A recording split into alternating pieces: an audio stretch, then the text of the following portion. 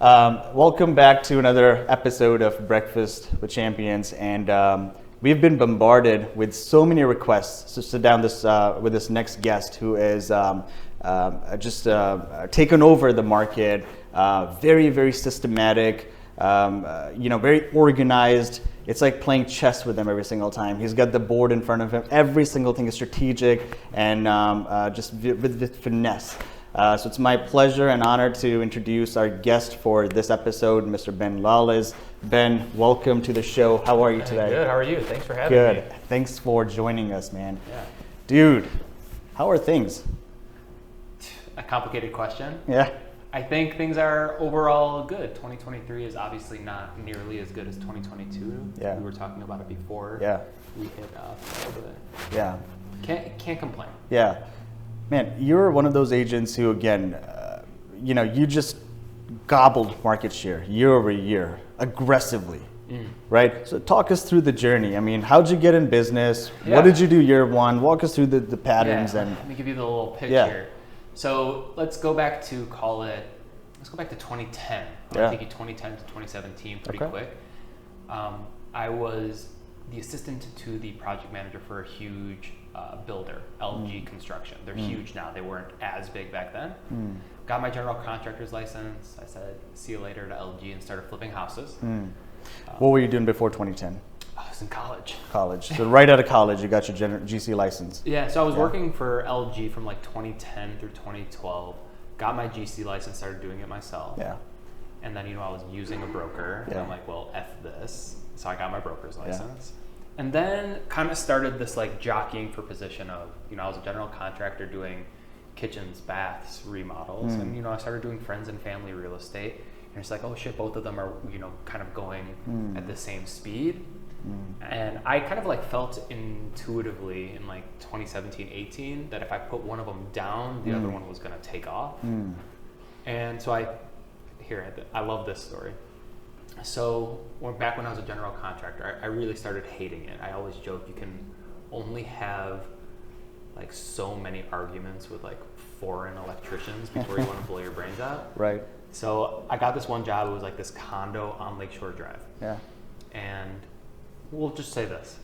I bid X, and if I bid X, I would have made a ton of money, but I'm like, F it. And I added a huge amount on top of X, and I still got it. And I share the percentage or number. I mean, yeah, what okay, I'll tell you. So, like, it was like a $300,000 job. Yeah. And I had got rehab, complete, everything, top to bottom. And I had my like 20% already baked into that, 60 grand, God bless. Yeah. And I really didn't want to do it. I wanted to get out of the game. Yeah. So I added $100,000 to it. So made it $400,000. Would have made $460,000. Or I'm sorry, would have made $160,000. Right. And I got the job. I'm like, how the hell did I still get this job? Right. And I was like, I can't do this. This is like, I can't do it. So I called up the client. I'm like, hey, like, I can't take this job. I apologize. And that's when I knew. So I went full steam ahead in 2018-ish. Kind of here we are. So 2018 to 2023 has been a wild ride. So it was really lack of passion in one industry that really propelled the second. Would you say that's fair? I don't know if it was a lack of passion. I wish I could still build. The client interactions there always end in nitpicking, like this grout line, like this paint smudge, whatever, there's never a celebration at the end. And at the end of it, I wanted to kill my clients every single time, right? So it wasn't gratifying enough at the end. And then, when you have a buy side transaction or a list side transaction, you're literally popping champagne. You're just like, how do I want to live my life, right? So now 2018, walk us through. 2018, 2023, you're one of the top 5, certainly top 10. Walk us through the journey. Sure. So 2018 is like when I really started to ramp down the general contracting thing.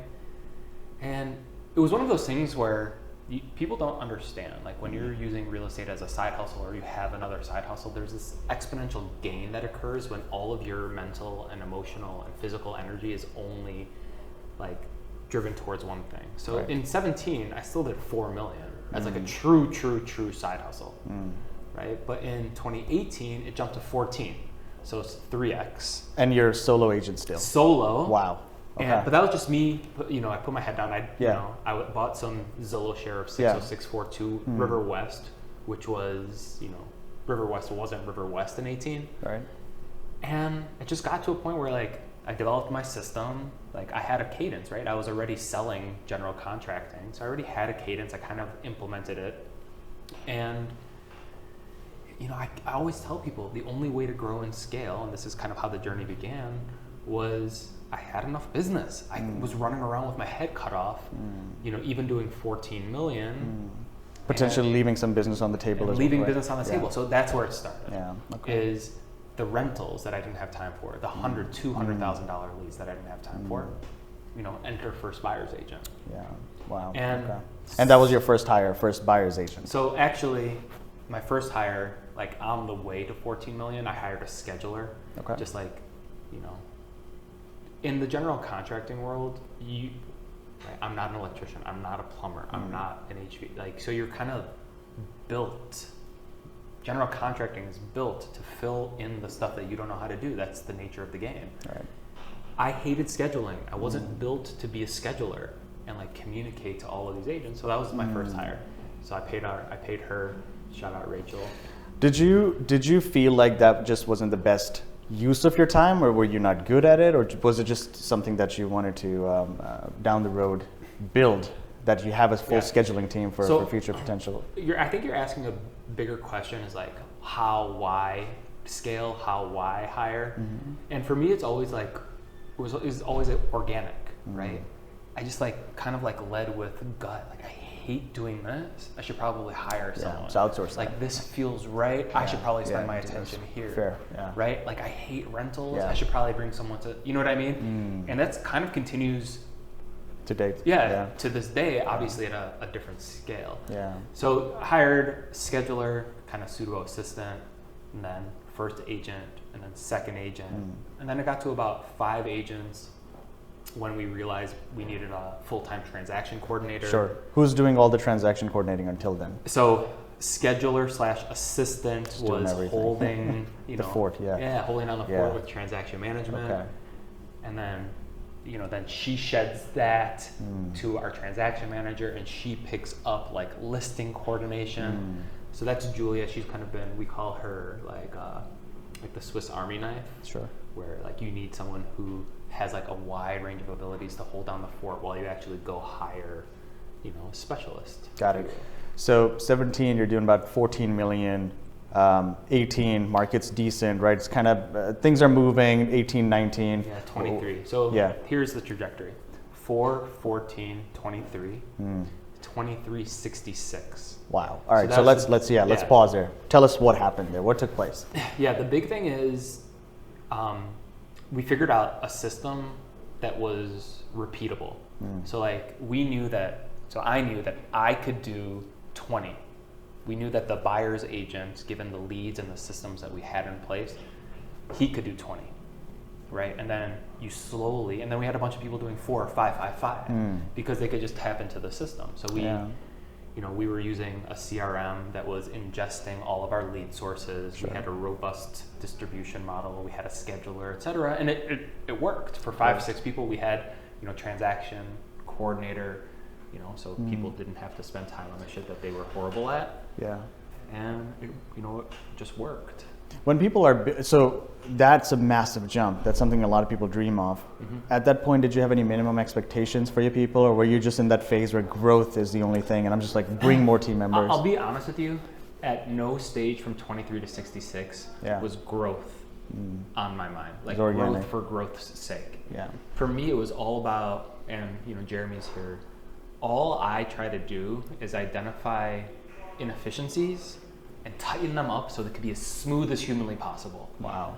And that's it. And when you can remove obstacles like scheduling, like transaction coordination, like scheduling inspections, all of that stuff, and you just get it out of the way and there's a more clear path to the sale, that's how it, I wasn't thinking about that at all. Yeah. Growth is still not the goal. Right now, it's not the goal. Yeah, wow. So apart from scheduler, transaction coordinating, was there any other obstacle in the path that you had to eliminate as a strategist? Interesting. Nobody's ever asked that question. Yeah, and I think it's pretty clear. You know what was the biggest obstacle? Yourself. Yeah, of course, because you think you can do everything. Yeah. I still think I am the best agent. I could be, if I could only do scheduling, I'd be the best scheduler. If I could only do transaction management, I would be the best transaction manager. You know, you would be too. Giving up control is difficult. Giving up control and, understanding that 80% result of whatever I have in my head is good enough. Yeah, I love that. Yeah. See, I tell everyone there's a Pareto rule that applies in everything in life, 80-20. Yeah. And there are 20% of tasks and activities that every agent must do to move the needle 80% of the time. Yep. The reason there's 87% failure rate is because they're focusing on that 80% no one cares about, or doesn't move the needle, or moves the needle less than 20% of the time. Yeah. So you identified that, you implemented that, you removed the 80% of the stuff, you outsourced that. Now let's talk about the next year. Now from 64 million. 66 went to 103. Okay. So 103 is COVID. Cracked the $100 million. Yeah, that was huge. 2020. So that was 2020. So we went 103, 155. So 103 in. So I think I got my numbers wrong. It was probably Walk us through, and I'm sorry, probably my fault because I'm stopping you, but go through timeline again. So 4, 14, 23, 66, 103, 155. So 155 is 2022. Wow. Yeah, and the goal this year is 185. We were talking before this that right now, year to date, we're only seeing 3% growth, which is, we're excited about it. See, that's fascinating to me because everyone I'm talking to, even some of the top 10 real estate agents in Chicago, and we mastermind quite regularly, everyone's telling me their business is down 10, 20, 30, up to 40%. You're coming out and saying 3% growth. Yeah, 3% growth for you is nothing. 3% growth for me is nothing. So, and it's a real challenge to understand that a 3% growth rate is a monumental success in this market, but you're not built like that. You're doing backflips for 3%? No. And it hurts when people are down 30%. Yeah. But that's not how you're built, not how I'm built. Tell us what the this year's plan. Are you projecting to hit the numbers that you had? We want to hit between 185 and 200. Is it still in the realm of possibility? Yeah. June is shaping up to be good. Sure. We have leading metrics. July should be okay. Yeah. But just like everyone else, we're expecting a pretty serious drop off August, September, October. Yeah. Where transactions are going to be slim. So tell us a little bit about your 2-year, 5-year, and a 10-year plan. What does that look like? Where do you see yourself in 2-year, 5-year, 10-year? Yeah. Right now, the 2-year plan is kind of right now, everyone, yourself included, I'm sure, it's just getting through the next 18 months, kind of whole, with the system still intact, the people still in place, and positioning ourselves appropriately to actually take advantage of year 3, 4, and 5, which I believe, and I think you should believe, 25% of agents or more aren't going to make it. Absolutely. For 18 months. Yeah. There's at least I agree completely. 25% of agents do less than three transactions a year, and they're just not going to be able to make it. Which is, that's the opportunity right there. So, and then in years 3, 4, and 5, the goal is to hopefully, because I don't hire agents, I don't hire staff out of vanity. If in year 3, we have enough people, quote unquote, ready to take advantage of opportunity when I can deliver it. But in years 3, 4, and 5, it's going to be I think pedal to the metal. But I don't know what the goal. It's cheesy as hell, but it's not about the goal. It's tightening up. It's continuing to tighten up the systems, processes, and people, and kind of where we land. Organically, you're going to have growth. That's it. Yeah. And wherever we land, we land. But however many people I can support, I support. Yeah. Okay. But do you have any goals in mind as a team that, hey, listen, we got to do 200. This is what we got to do. None of that. It's just really eliminate inefficiencies. Let's just try to make a lot of money, be very profitable. Is that kind of the vision? Yeah, profitability is always the vision, but how did we arrive at 185 to 200 million? It's okay, well, given market conditions, given production level and time each agent has been on the team, like we don't get to you don't get to choose. Like we can choose our effort, but there's a lot of dynamics outside of mine and your control. There's 22 agents on the team. Yeah. Everyone has output between 4 and 26 million, depending on how their year goes. That derives how your team year is going to look like, with a heavy dose of what the market is going to do. Yeah, that's a great point. But at some point, someone operating at your level, which is one of the highest levels in the industry, you got to start putting some expectations for your people, right? And I know I'm calling it growth phase. You were organically growing, but what do you have as an operator? Because at some point there's some expense tied to every. So I'm doing things I think a little different. Okay. So I'll interview an agent and they ask me, okay, what's the expectation? Yeah. I'd be like, well, you're going to tell me the expectation. We are going to work on a business plan, right? I'm everyone's coach. We're going to work on a business plan together. We're going to identify 5 things. So we're going to have transactions and volume. That's going to be your goal. Yeah. We're going to have 5 initiatives that are going to help achieve that goal. Transaction volume. Yeah. And you allow them to give you transaction volume. We'll work on it. If I think they're not being ambitious enough or too ambitious, we'll work on it, right? Because it's going to be based in reality, right? The market, what you did last year, how your funnels are actually, right? So they're going to have 5 objectives that will help achieve volume and transactions. That's the expectation, period. Yeah. I don't have any other expectation. Yeah. Wow. So very methodical, even when it comes to that. Yeah, it doesn't seem methodical to me. Yeah. Like, obviously, what else can I hold them accountable to?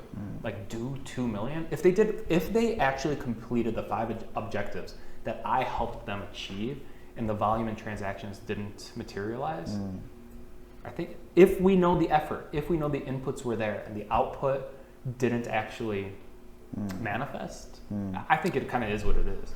And I think you're on the right track as well. And I truly believe, I think the era of being a solo agent and mini mom and pop brokerage is kind of over. I think at this point, the mega team is the future and the vision. And I think that's exactly what you're crafting, and you're very, very organized by the whole. I'm like so scared of that word, mega team, but go ahead. I mean, again, you look around, we're seeing the EXP, the cloud-based models, all of them coming in. It's not just local market, now it's market share nationally, some international teams as well. And that's how they're just gobbling market share and building these billion-dollar companies. What does that 5 and 10 year look like to you? Yeah, I don't spend a ton of time thinking about 5-10 year, honestly, because we don't. So many variables. I mean, there's no way to anyone know can switch the narrative. Yeah. So, yeah. So I can see 5 years out. So can you? Yeah. Right. And I want to be positioned. But you've written the goals down. At some point, you've figured out. Okay, these are the markets I'm going to be in. These are the brokers I want to have. This is the numbers I'm going to be hitting.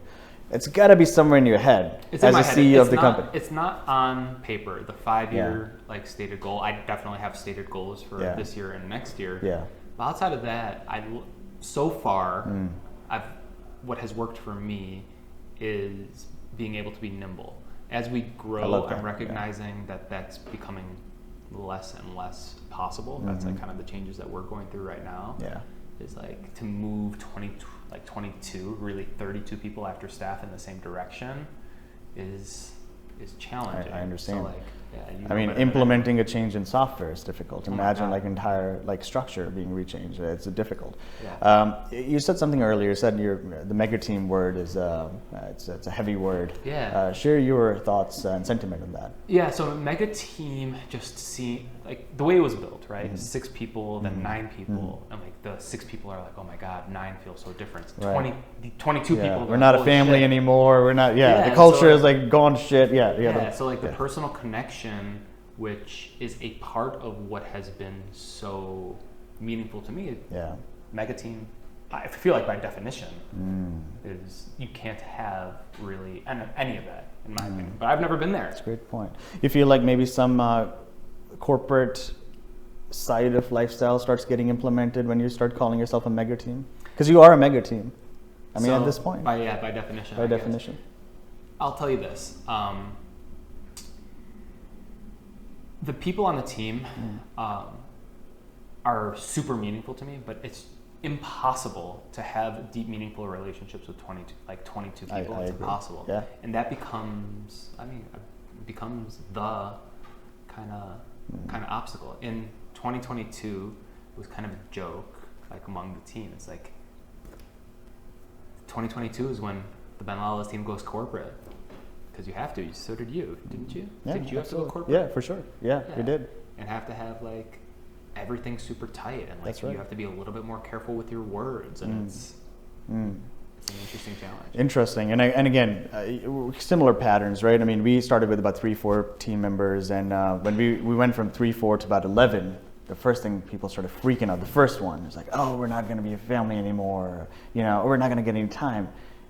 And that's exactly what I told them. I'm like, yeah, absolutely. We're not a family-oriented team anyway. I mean, we're striving to be the best in the company. We're going to grow. And if you're looking to be a small team, then this is not the right team.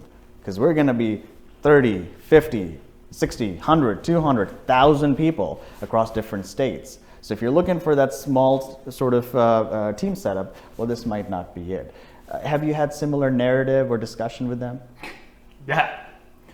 Yeah, and it's actually really validating to hear it from someone, sitting in your seat. Yeah, it's one of the bigger challenges. Yeah. Because I want it to be a place that people love, love to work, that they get excited to come to work. Yeah. When you hear things where it's like, okay, this is, challenging because the tone of your leader and the tone of the team is changing.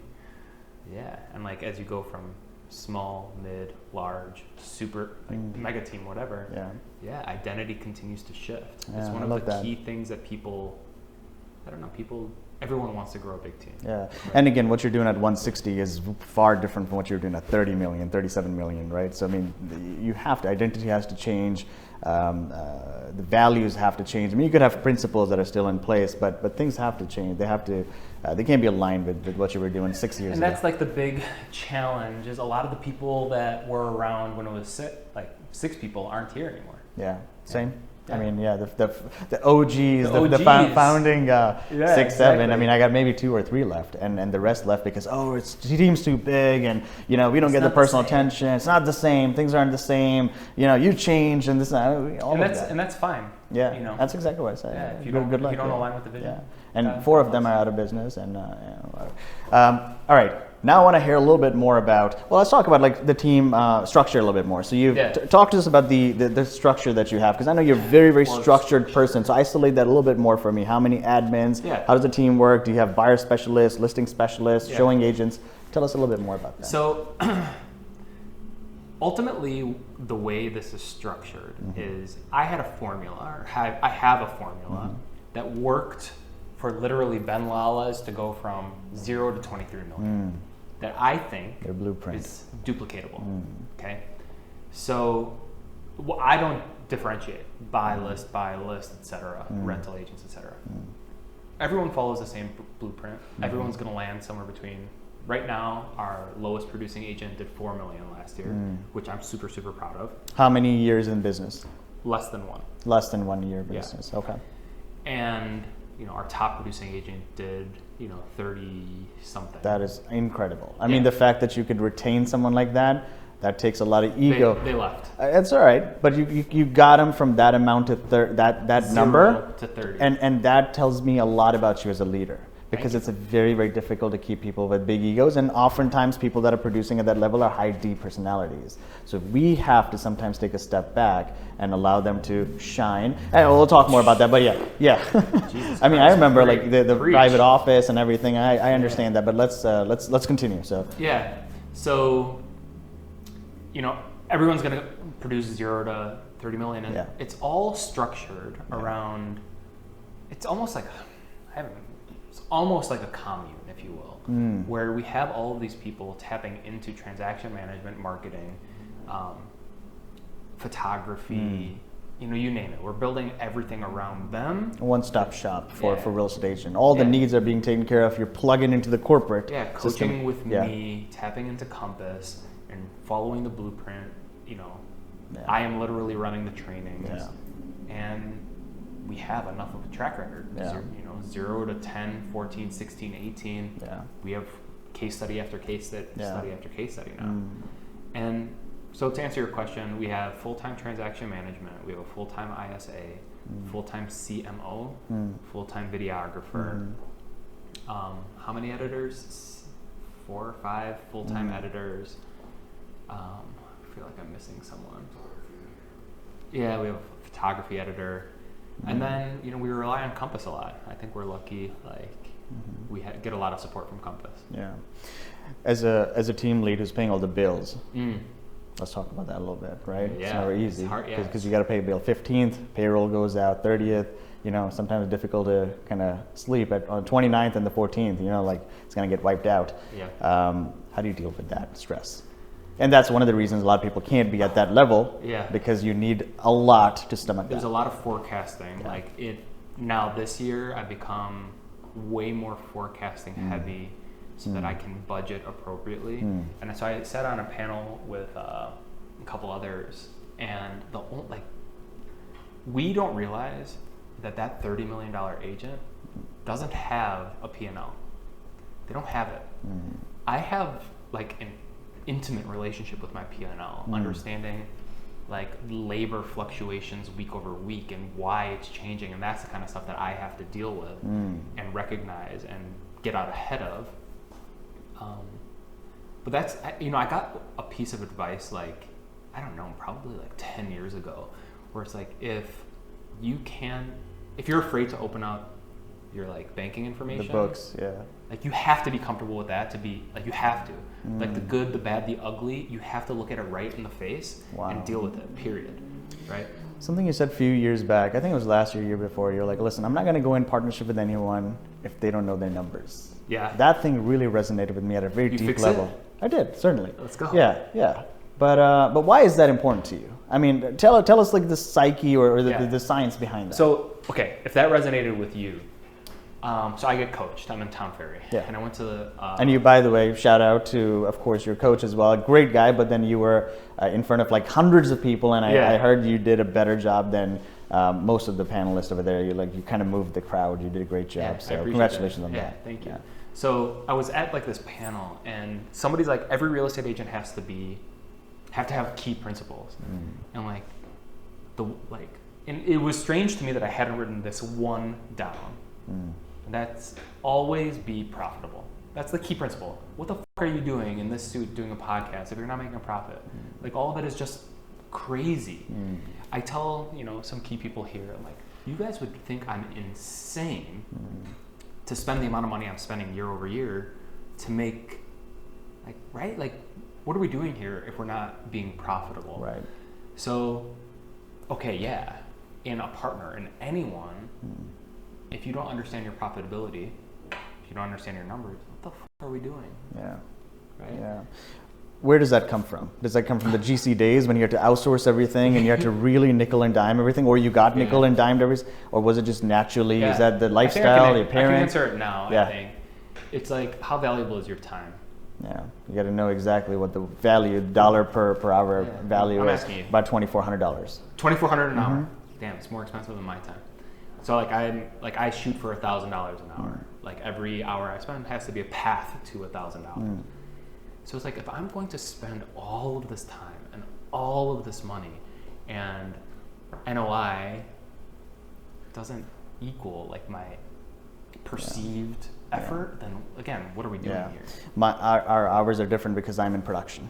So you got to keep that in mind. I'm doing $50-60 million on top of running the team and everything. So, but you're an operator, so your time goes elsewhere as well. So I'm looking at my prospecting hours as well. And let's talk about that. I have traded an incredible amount of money to get my time back. Smart. Yeah. I got 2 kids. I got a 2 and a 3-year-old. Yeah. They're not going to be 2 and 3 forever. I'll trade. I'm trading a weird amount of money. A weird amount of money. I know that. To get that time back. And I know how much more volume you could be doing if you were... I don't think I could do 60. I don't know how you're doing that. But I'm sure you can do more than that at this point. I'll tell you that. I'm very inefficient, and that's one of my flaws. And I think that's something you're really phenomenal at is removing that. You have no choice. You have efficiencies in place to do 60, whether you know it or not. Well, I'll tell you this. If I'm not doing that, our team's not going to hit the numbers. But that's something I can really proudly say about you is that you're not doing that, but your team is doing that. So you for sure hit the numbers. I have to lead from the front. See, our teams are very, very different, and the dynamics are a little different. You can lead from the front. So I'm just going to challenge you a little bit. That's 60 mil, and this is something that I worked. I've distributed 60 mil of my own business. Right. This year, right. I take a split on it. I get all my time back, and my dollar per hour on those goes through the roof, and I'm able to spend more time Like, is that your best use of time? My best use of time is filling the funnel, developing systems and operations so that more people can make more money. Yeah. And and again, and that's what would happen? If you distributed that 60 mil to your team, what would happen? I won't be that much. I don't want to be complacent. I want to know exactly what's happening. I want to be able to touch, feel, sniff, be able to say exactly what language needs to be said. I need to know that when I talk, you can't do that with 6 mil. You got to earn people's respect as well at some point, right? All right. I mean, yeah. I mean, it's going to be difficult if someone's doing 40, 50 million and as a leader. I'm not saying that it's not work, but at some point, again, you know, it's difficult for people to leave me when I'm like doubling the volume, and you know, they can't tell me that I've learned everything from you, if that makes sense. That's just my thought process. And again, that's why you're successful, and that's why you're killing it in your realm. There's different. I mean, they're different schools let's of talk thought. about like literacy for a second. Yeah. I had a meeting with him, and he comes in sweating his ass off from like a $200,000 showing. Yeah. I'm like, what's going on? He's out on those right now, by the way. Yeah. He's enjoying those. Yeah, and he loves it. And I think that maybe that's what it comes down to, is like he loves the That's his hustle. passion. He loves the negotiation. Yeah. I love the systems and You love the operations and systems. and That's building what it is. Yeah. and like finding inefficiencies and figuring it out. You're a Six Sigma black belt to me. I don't know if you know what that is. I don't know if you've gotten that, but naturally that's you should maybe look into that as well. There are different levels, and I feel like you can go into any organization naturally. You can find everything that's negative, everything that's positive, and you can convert everything negative into positive in a very efficient way. I appreciate you saying that. Perception doesn't always equal reality. Like, we have huge problems at the company right now, and we're managing like bullshit that we all have to deal with. Yeah. But let's break that down. So people that are trying to get to your level, what are some of the issues that they should keep in mind when they're going to get to that level? Find people who are trying to get to our level. Let's say some team members are trying to like build these mega teams, and that's their vision. That's their 5, 6, 7, 10-year plan. Yeah. What should they be expecting when they get to this level? Talk about the negatives, because everyone talks about the positive and grows like, you know. How many times have you sat in a recruiting or an interview, and the person says like, I don't want to come work for you, I want to be you, Rafe? How many times does it happen? Yeah, quite often. Yeah, it happens to me too. Yeah. I'm like, really? Like, if you want to sit in my seat, you have to be okay with a bunch of stuff. You have to be okay with being criticized all the time. All the time. From peers and your team. You have to be okay with like being relied upon to deliver tremendous value monetarily, mentally, and emotionally. Wow. You have to be all right with shelling out an incredible amount of money year over year and crossing your fingers and believing that the ROI is there with limited information that it's true. So like there's a tremendous amount of risk taking. And the fourth is you have to understand that you're not like a real estate broker who's a business person. You're a business person who happens to be operating in the real estate world. Wow. And that's like the key, one of the key differences, I think. And I think that's, you're a business person first. Right. The people at the top, I think, are great business people. So those are the things, and it's like, cool. If you're okay with all that, maybe. Yeah. Good luck. Yeah. It's not easy. Man, there's a tremendous amount of luck. You have to be extremely lucky. Extremely. I love how you're so clear about the vision, and you. I'm just again a fan of how you operate business. Thanks, it's just really, really cool. So Ben, now we talked about business. Let's switch gears. I want to know a little bit more about Ben Lalez. Who is Ben Lalez? All right. Yeah. Let's start with, first of all, I want to know, if you were not a real estate agent or a general contractor, what would you be doing? I have a question, actually. Yeah. I'm going to put it back on you, because I was actually looking at the numbers before the... You're a son of an immigrant? I am an immigrant myself. You're an immigrant yourself? I am an immigrant, yeah. Born and raised in Pakistan. Like I was talking to Greg Pekarsky, also an immigrant. Or son of an immigrant or immigrant? He might be son. Based on his accent, I can he's not an immigrant. Yes. Son. I'm a son of an immigrant. You're from Iran, I believe. Former Persia. Stoikov. Yeah. Yeah. Like Jane Lee. Yeah. So I think there's something there. So I don't know if you're the same, but I grew up like I can only remember my dad saying one thing: "Don't work for anyone. Don't work for anyone. Don't work for anyone." And I got my first job offer out of school with Wrigley for $60,000. And I'm like, fuck, oh my God, 60 G's. Right. My dad's like, 60 G's, like, you fucking pussy. Like, don't go like kill yourself. Out of college back then, 60 G's was a dream. 2010, yeah. And your dad was not thrilled about that. No, because I would have had to like move, and like Okay. I would have been like literally going to convenience stores and trying to get them to have the displays Sure, the positioned demos and appropriately, you know, Yeah. for gum. Yeah. Anyway, I think it would have been cool, whatever. Yeah. And he's like, no, give me 1 year. And he's the one who he's like, let me kind of like show you. So this was right before I took that job with LG. He's like, so he was a hardware store owner, and he's like, let's go, buy a house. So we bought a house together for 22 G's, and like, I was like, fucking, I remember I stripped a handrail that was like painted white, like that gorgeous oak handrail. Right. And for 3 straight days, I was using this like paint stripper to get it all off. And I'm just giving you like a look into like the context, this crazy immigrant mindset of like how it's almost like, how dare you make someone else money when you can make money for yourself? Wow, And that is powerful. I mean, I don't know. What did your parents do for? Well, I got to ask you, what is your dad in construction, or what was So he? he owned the Ace Hardware on the corner of Armitage and Pulaski for like 40 years. Yeah. Yeah. Wow. So then you were raised and grew up being in that hard. I grew up in a hardware. This store. makes so much more I sense. can, Then do you need got me in to- construction, and then you got in real estate. Now, need me to- this all makes sense now. You see, I can cut a key for you. Do you need keys cut? I would love that. Yes. Yeah, so, like, I'm gonna hire you for I that. was like tagging, I don't know, boxes of whatever, and Yeah. like he'd be like, "What price do you think we should set this for?" I'm like, I don't know, and he's like, "Cool," and like go and put the stickers on everything. Yeah. So you've been an entrepreneur your entire life. So that would have been a change in. Yeah, I held normal jobs in college. yeah. Like I was, Yeah. I could make an incredible swirl of frozen yogurt for you, red mango. That's so funny you say that, because I in college I owned a music management company. We were managing 13 bands at one point. Called 8-Track Management. Then I was a partner in a cupcake shop. It was called Royal Cupcakes and Bakes. We were making these cupcakes, and we went mobile. I've done at when I was 9 years old, I was handwriting newspaper articles, and then I was like Have you tossing ever on worked for subdivision. anyone? I did. I was in banking. So Oh, that's right. because that is, so my father, you were asking this, so let me give you a little context as well. My dad's a physician. He's a hero of mine. He moved here. His degree was no longer relevant, so he had to work some odd jobs. He saw all of that. But he told me one thing. He's like, listen, I don't care what you do. I don't care if you have to like be a poet or a musician or a janitor. Be the best janitor in the world. My grandpa too. That's fine. Yeah. Like make Whatever sure you there's do. no close second. If we can, my yearbook from high school, my quote was, "Whatever you do, be the best at it." That was from my grandpa.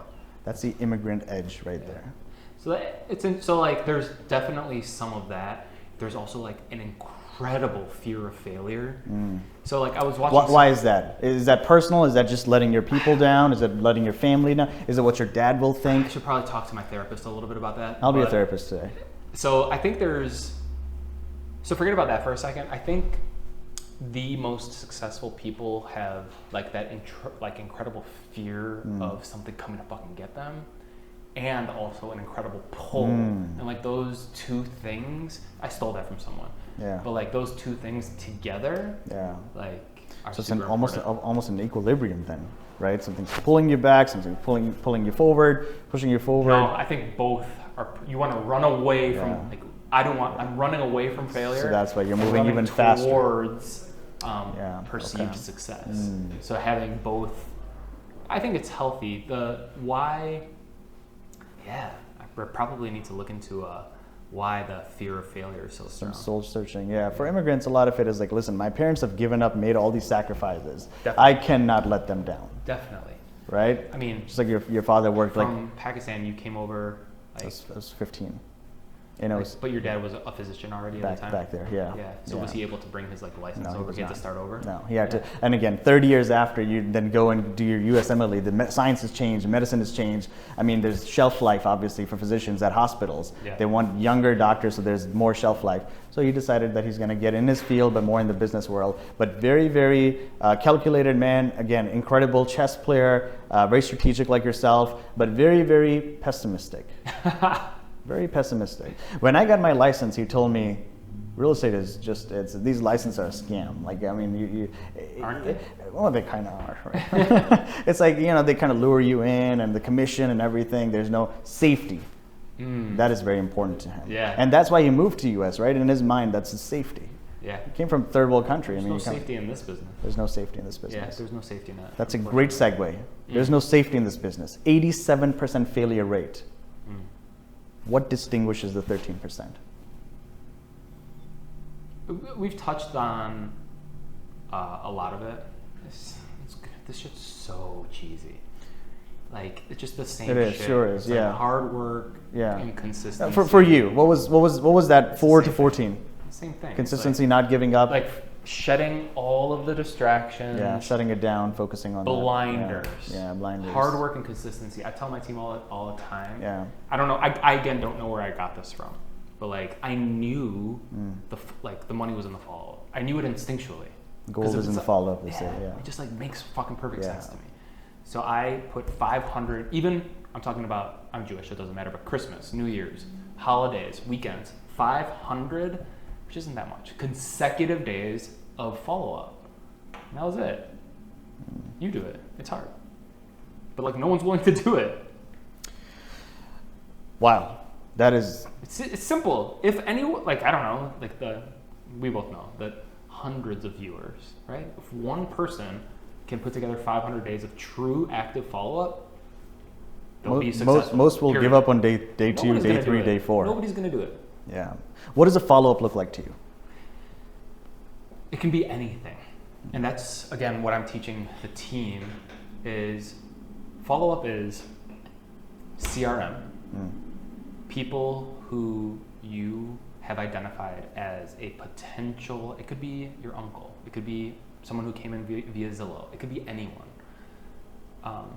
So right now, people range from 23 to, I think the top person has 90, like people that require follow-up according to, we use the Compass CRM. Right. And so let's take the person who has 90. That 90 requires some attention every single day for 500 days. And it could be as simple as like hearting, if you're an iPhone, the last message. Top of mind, tip of tongue, that's it. It can be commenting, that's enough. Yeah. I call that follow-up, something.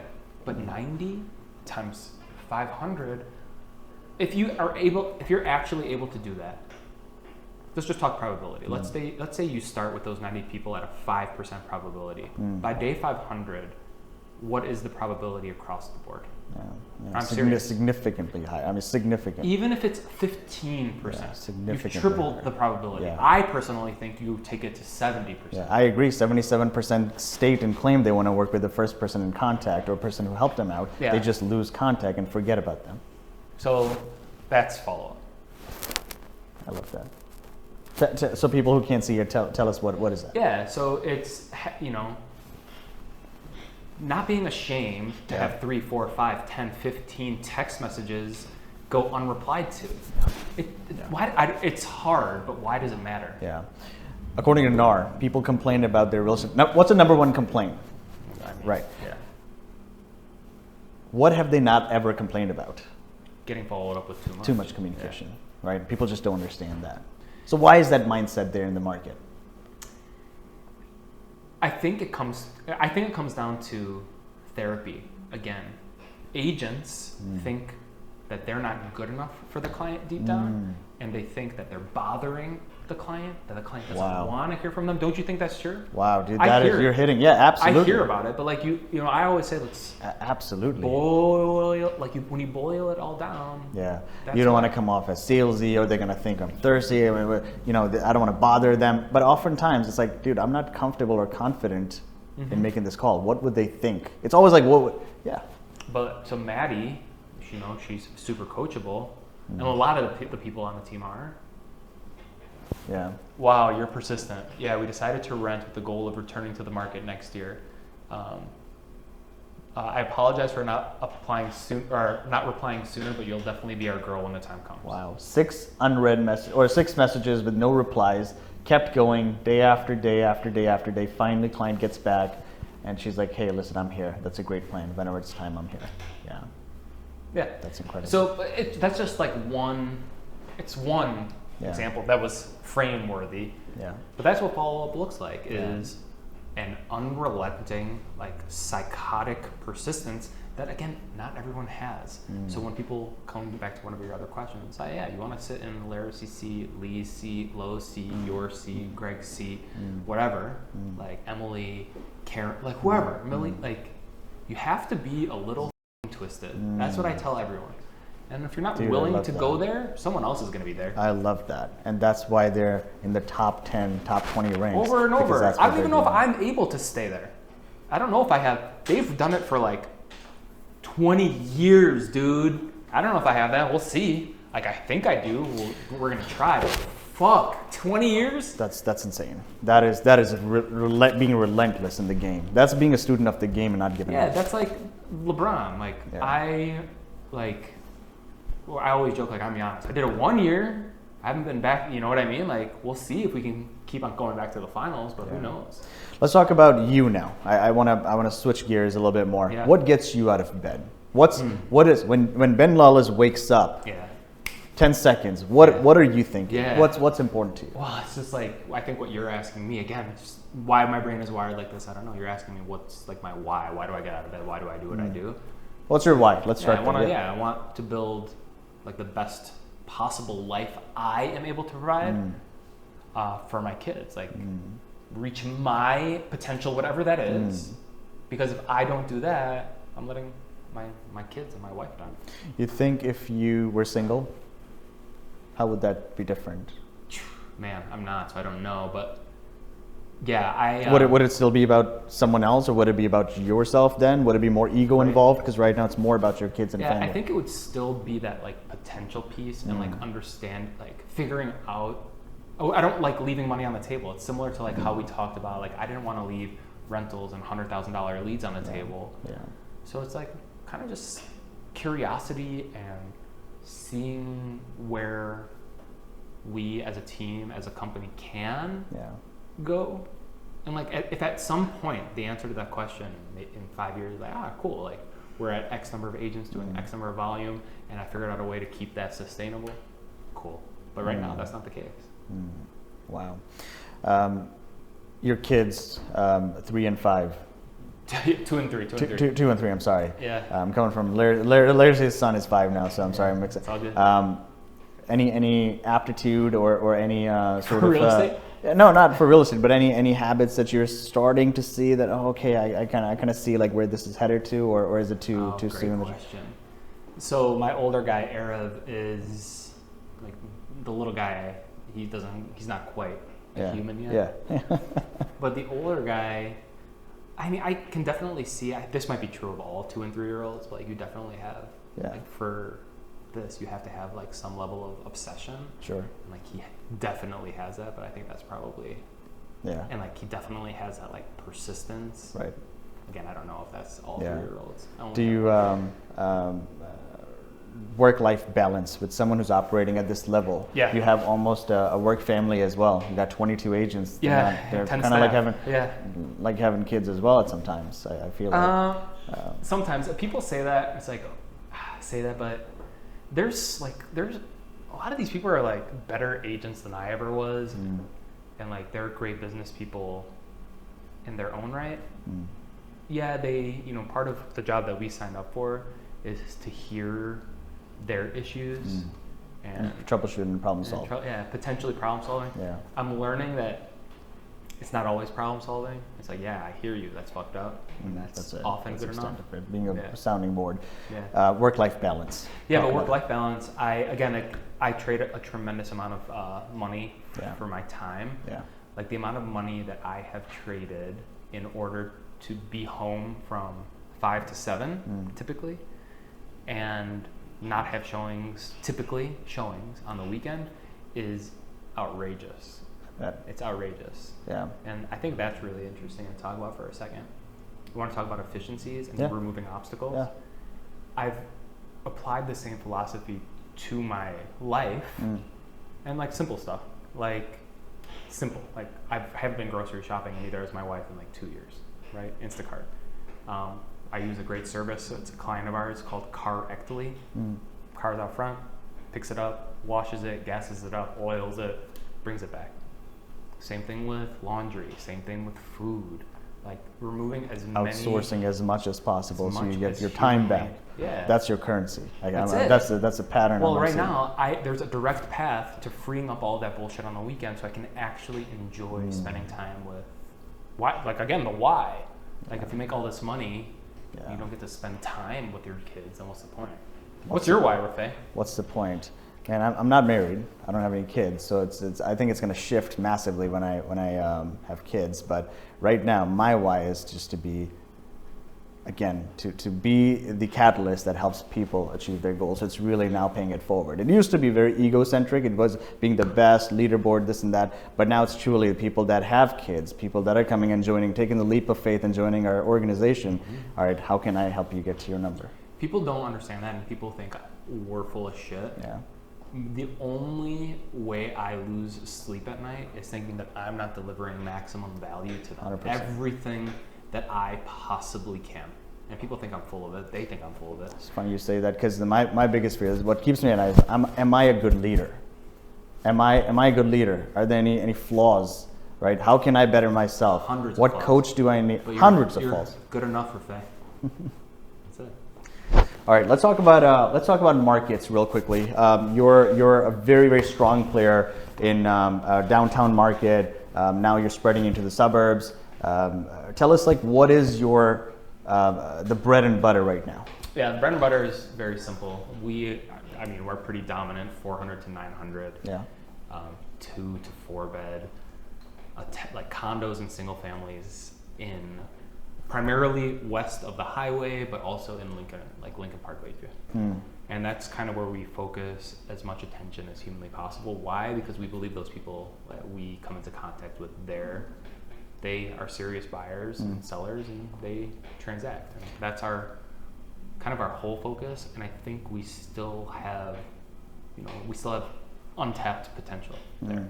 Any plans of expanding in the suburban markets, or do you want to stay focused where it's working for you right now? Yeah, so it's interesting. The answer to that question is, like, I practice what I preach as far as business planning goes. Like, our business plan is tight. There's only 5 things on there, and like, it's not on the business plan this year. Maybe it makes it on to next year's business plan, but no, not right now. I think it's really challenging to grow into the north and west suburbs right now with like the tremendous lack of supply. So that's a good question. Yeah. Or a good answer. I mean, don't you think there's opportunity out there right now, or is it just the supply? Right the now? Resources are better spent in market, and doubling down over here makes more sense. Yeah, I think that you hit the nail on the head. Is like, we know what works here. Yeah. And like, it's so operationalized and systemized. Yeah. That we're getting to a point where I'm getting to a point where I know I spend X and I get, Y back. You get and your like, numbers just, down. Yeah, pour it in, and you get your output. And 2023. Yeah.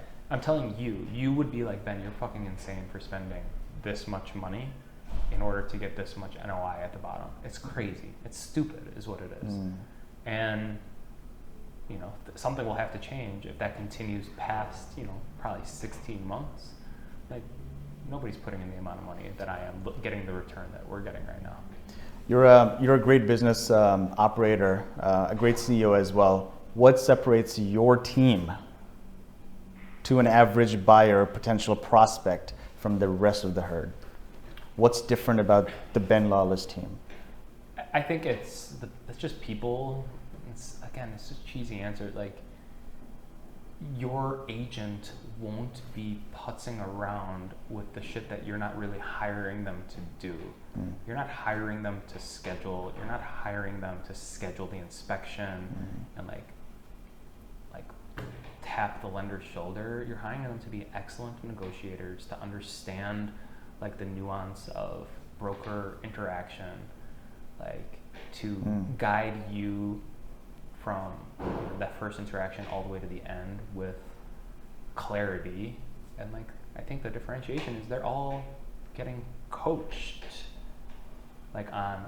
Are they getting coached by you, or are they getting coached by another coaching? Yeah. So you've identified what's the 80-20, again, the Pareto rule.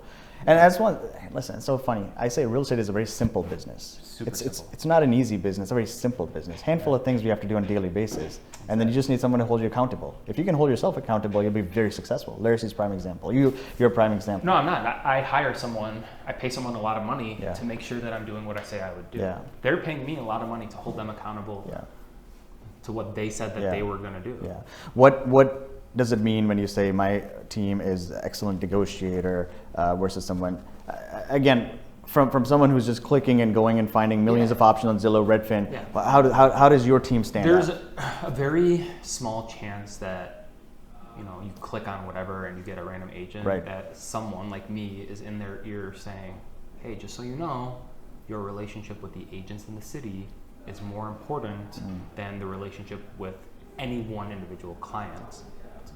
Do you believe that? Absolutely. Yeah. So, and why is that so important to the client? Because if you like a property and Rafay, you hate me, you're not going to get it. It doesn't matter. Absolutely. And there's a lot of fucking schmucks out there. Absolutely. And they're not, and you're working with them and you have no idea that you lost a multiple offer situation because they rubbed the agent the wrong way. That's the first advice I got back when I got my license 2014. And someone told me the same thing that you just told me. Is like, for you, it's more important to have a better connection with top team members or top industry professionals than one client. Because you're gonna do one deal every 7, 8, possibly 9 years. But that top producer, you're gonna come in contact with them on a daily basis if you're a top producer. Yeah, I actually just pulled it up. I think you were saying like so we did 2 deals together the last 12 months. Did you know that or no? I saw your name, yeah. I mean, I figured our team members have done it. Yeah, exactly. Yeah. So like, yeah, it's super important. And that those 2 deals probably mean somewhere in the neighborhood of 15 showings-ish, right? Across all of our listings, buyers, etc. Yeah. So it's important. And like, I have some burned bridges and like, sucks. And I wish they weren't burned. What's the reason for those typically in your mind? Is it ego that comes in play? Yeah, it's interesting. I'm sure like there's a story in my head. I'm sure they have a story in their head. So I don't know. That's the truth somewhere in the middle. Yeah. But so what do you see? Take yourself out of the equation. Yeah. Generally, when this happens, what do you see happening? I'm trying to think of like my last couple examples. I think it's when the agent isn't coaching their client. I'm not saying right or wrong, the same way that we're coaching our client. And when that happens, there's friction then naturally. You don't understand what they're telling their client, so it's hard for you to guide your client. Right. And it can't be just give and take. At some point, there's got to be mutual understanding, right? The best agents, I think, truly have the same goal. It's like, hey, Rafay, like let's go. On the same side. Yeah, we're on the same team here. We want one goal. Yeah. And that doesn't mean I'm not going to fight for my client and you're not going to fight for yours. Right. But the objective is to get the deal done. Yeah. And everyone wants to do that. Yeah. Hey, this is a real fucking problem for my client, Rafay. Yeah. Cool. Like how can we get past it? Because my client's not going to eat that up. I'll be like, fuck. All right, let's think of a solution together that is digestible for your client and digestible for mine. That's what we're getting paid to do. And people don't know how to do it. People flat out don't know how. They don't know how. And I think that's what it comes down to. 80% of people aren't on a team, don't have a coach. They're kind of winging it. So I'm on the YPN board. Yeah. Or the car, right? Yeah. No. Compass YPN. Compass YPN, yes. And like I have people asking me questions, people that like you'd be like, oh, these people are like reputable as and they're asking me questions, and you'd be like, what? Just ask that question. Yeah, it's just like, how in the world are you asking me that? You're doing 40 mil. Like, you don't have a buyer presentation? You don't have a listing presentation? Like, what are you talking about? How have you gotten this far? Yeah. It's crazy. It's crazy. People that you assume just have it fucking down tight have absolutely... Yeah, I'll give you an example. I don't think he'll mind. So I do a little bit of coaching on the side for people, and I asked this guy, I'm like, okay, let's role play. I'm going to ask you. Yeah. Let's role play. Yeah. Sure. We're at a listing presentation. Okay. You're trying to pitch me. I'm the broker. You're you. Yeah. Hey, so Ben, again, thank you for the opportunity. I just, again, you give me one shot, Ben. This is going to be the best. You're going to client for life. I understand why you want to sell this place, and believe me, it's going to be, I just have one question. Yeah. So, I see here. What's your commission? We charge 5%. That's a market standard, and we take the bottom half of the market standard. It's 5%. Beautiful. Like you have an answer. Yeah. So let me give you this guy's answer. So ask me that same question. Hey, what's the commission? So you have a couple options. We can charge you 5% or 6%. If you choose 5%, I'll offer out 2.5% to the buyer's agent. You pay me 6%, I'll offer 3.5% out to the buyer's agent. That's his stock answer. Mm. He doesn't know why. He doesn't know how he developed it. Yeah. What's your answer to that? What would you say? Hey, so yeah, what's your commission? Yeah, 6%. Yeah. That's it. You got to stop. That's the thing. Too many people talk themselves out of the sale, right? And again, sometimes on the phone, I'll say this. Listen, commission is negotiable in the state of Illinois. I'll tell you this. We're not going to not work because of commission. Yeah. And then you shut up. Whatever it is. Yeah. You have to have a script that Yeah. you believe works, right? You can press me and whatever you were going to 6%. Is it negotiable? I have something ready. Like, oh, that seems high. I have something ready. Oh, this other agent says this. I have something ready. Yeah. But that's a small example. But people who are dominant, you'd be surprised. They don't have their scripting down. Yeah, they're winging it. Yeah. And if they were able to just like harness that focus, man, you'd be in trouble. I'd be in trouble. All right. So Ben, you've just taken over the social media game. Truly. It's not true.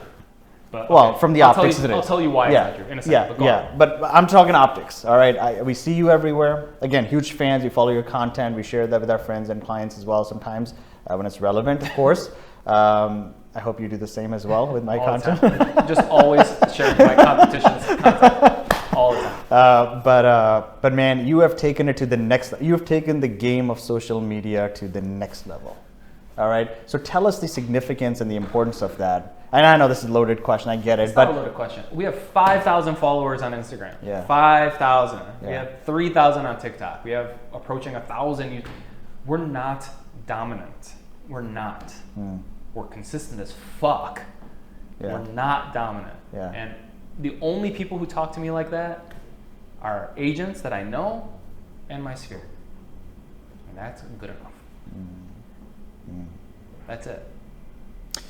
You think that's the whole philosophy, man. Yeah.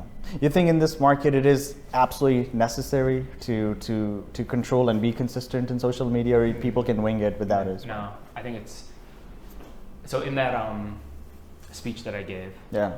Tom Ferry. Yeah. I think it's mandatory, not optional. The same way, like there's millions of things, like certain things you just have to do. This is one of them. I hate being on camera. I hate it. Likewise. Yeah. Yeah. Why are you doing? Like, it's just good for business. Yeah. The same way having a website, it's mandatory. Right. Doing this is mandatory now.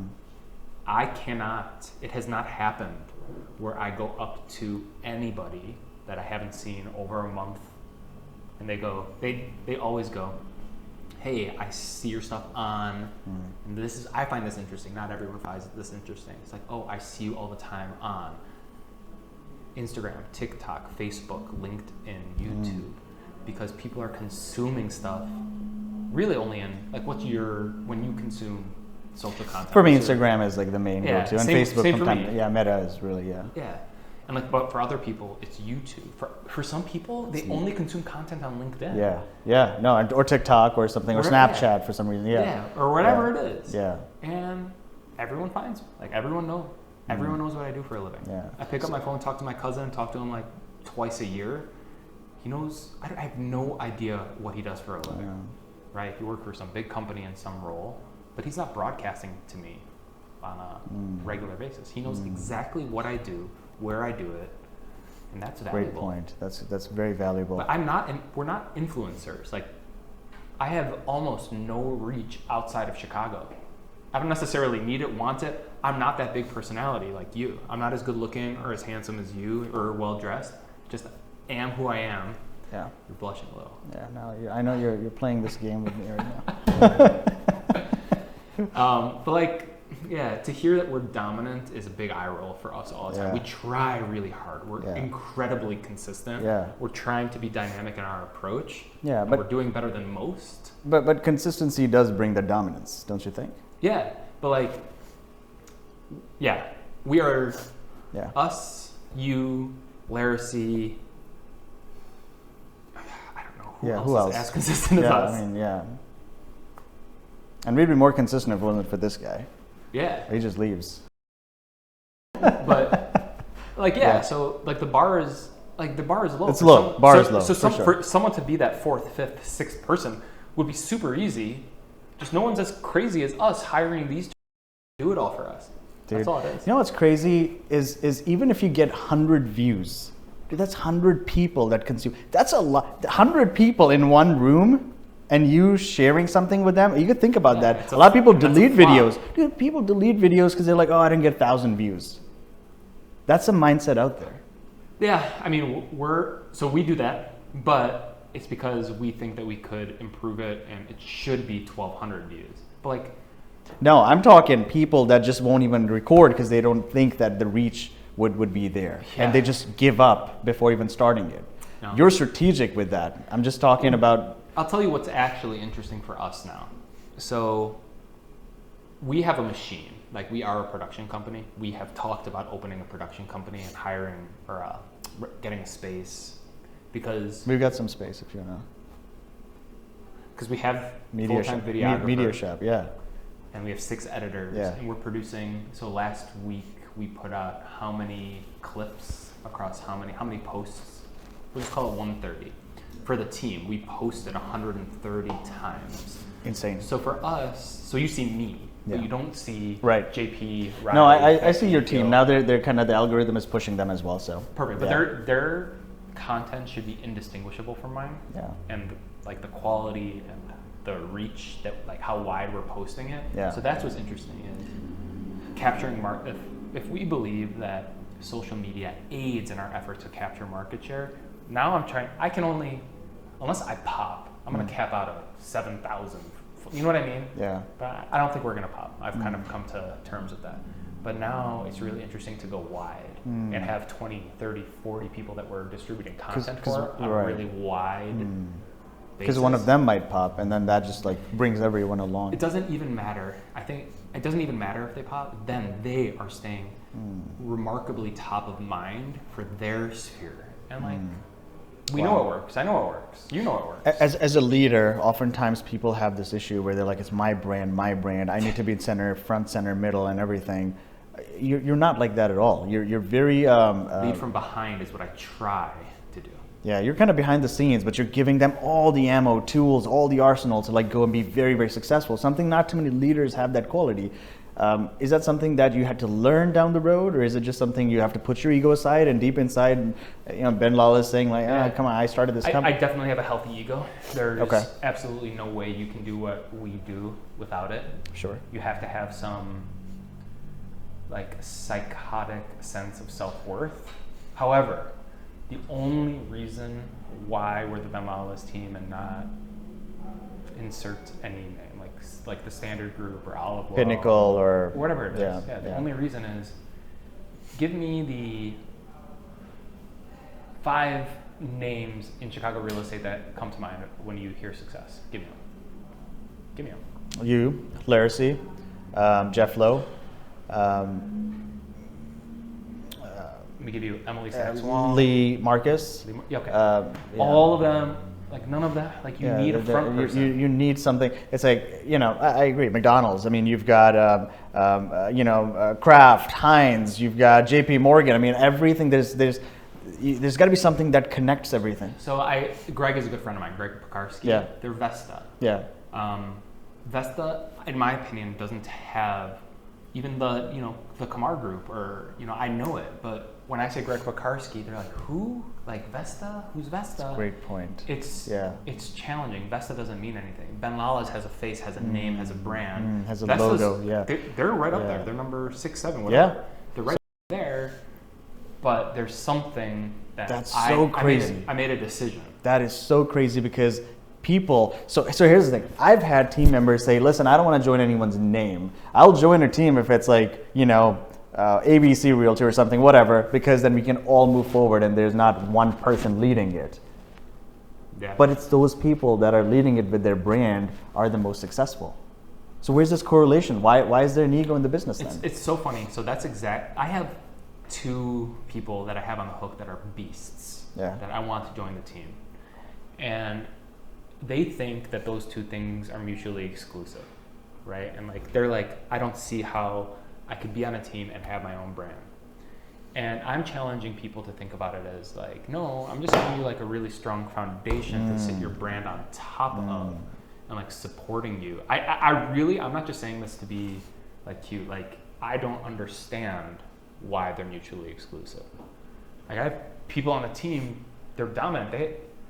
They have no idea that, their friends have no idea that they work for me. They're their own identity. Yeah, you work for them. I love that. Yeah, wow. That's a great shift in perspective. I mean, that was the big shift that kept me at Compass, was when Robert Refkin sends emails, he calls us his clients. I'm just like, I'm that kept me here. That's what's going to keep them there. I work for them. All right, now, you ready? It's time for the rapid fire round, the very famous rapid fire round. Here's the theme. I'm going to ask you a series of questions. You're going to have 5 to 6 seconds. Go with your gut. Don't overthink anything. We just want to know what the natural Ben Lalez. All right, so shake it off. All right. Sure. So, all right, Ben. Yeah. How do you start your day? The first 5 seconds. I check email and go get my kid up. Okay. One thing that you would put on your bucket list.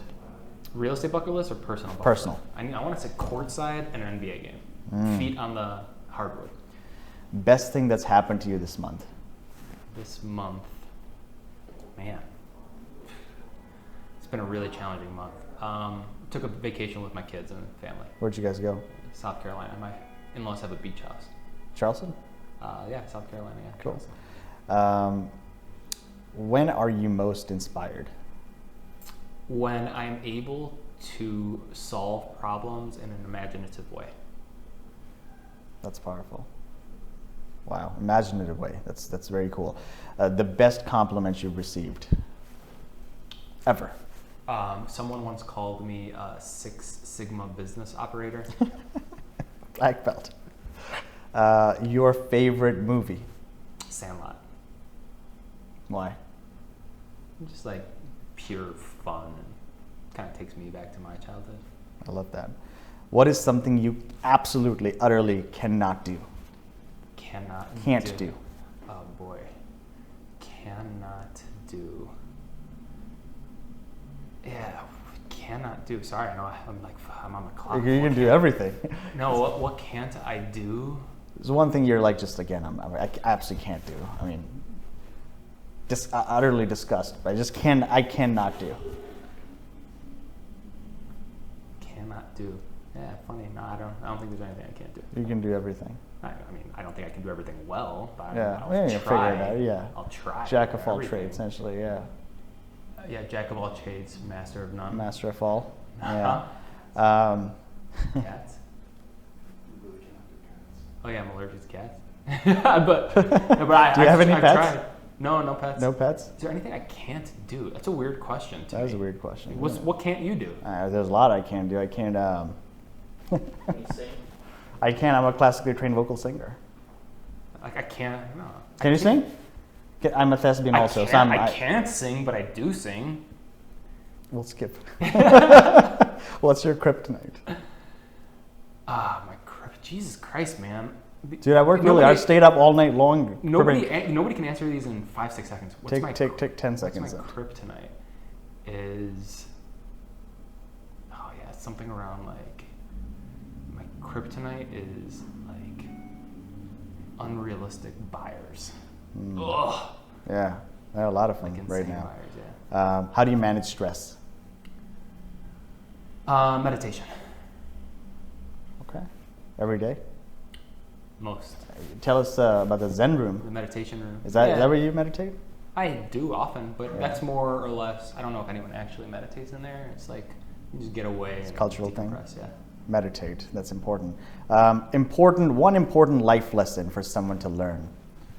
Anything? Anything. You need to ask for what you want. You can't just assume someone's going to give it to you. Miss 100% of the shots you don't take. Yeah, people just assume they're going to get the business from their best friend, but don't say the words. But like I think that's true of everything. Everything. Of your wife, of your children, of your boss, of your employee. Yeah, like you might, but just ask. Yeah, don't let it fall in your lap. Ask. Yeah. Yeah. If you were not a real estate agent, what would you be? Oh boy. I think I'd be a therapist. I think you'll be a good therapist. Yeah, I think you'll be a great therapist. Psychologist, yeah. I'll hire you. Yeah, cool, thanks. One threat in real estate that's coming for us. Yeah, I think referral fee dominated lead sources are going to become the norm and not the exception. And I agree completely. May squeeze us harder than we want. Yeah, something Robert Refkin talked about a few years back. Is that right? This is a threat, absolutely. Yeah. I think I'm starting to feel it and see it now. Yeah. Like 20 used to be normal, 25. 30, people are 35, 40%. 40, yeah, exactly. It's going to be soon 50-50. Yeah. If you were not living in Chicago, where would you be living? California. Okay. And this is a question that Larry asked me to ask you. Hate to win, or that Subtle question. jab. Do you like to win or hate to lose? It's kind of like the kind of thing I kind of just said. It's like there's definitely both, but